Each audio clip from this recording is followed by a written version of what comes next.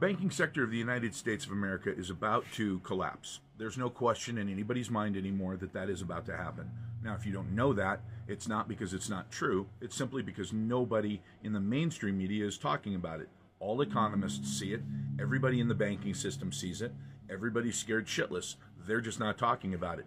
Here's what happened.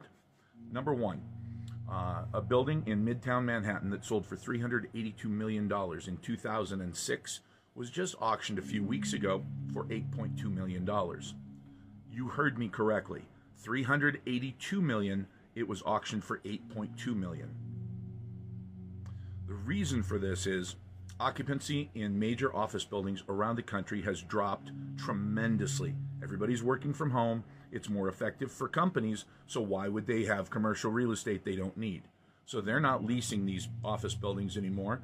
And these office buildings have literally, across the country, $20 trillion in debt.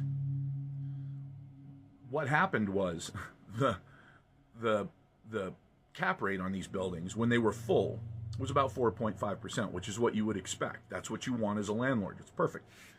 Unfortunately, because of COVID, everybody went home. And then corporations realized, well, hell, just because I can't see them doesn't mean that they're not doing the same amount of work. Okay, great. Stay home. I'll just give you a tiny little raise so that you can buy some stuff at your house and do business from home. Perfect.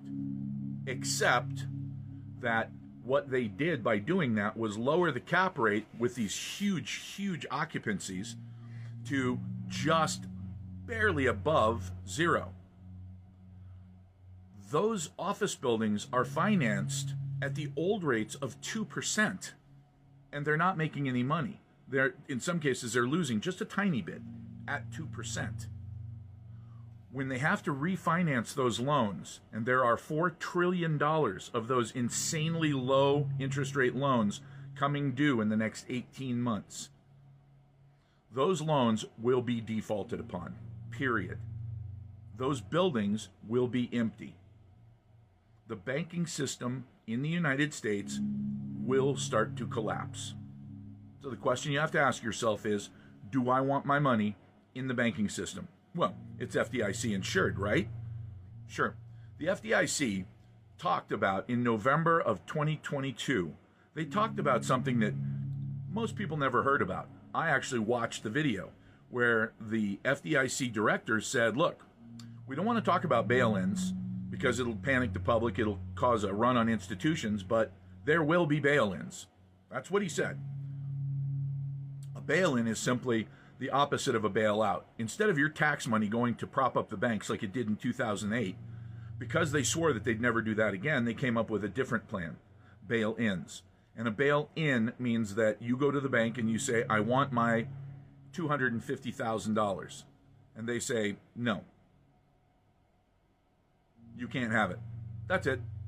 It's a bail-in.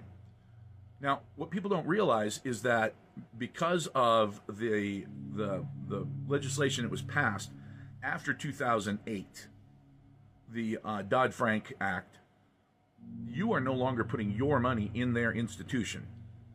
According to that act, you now are making an unsecured loan to your financial institution.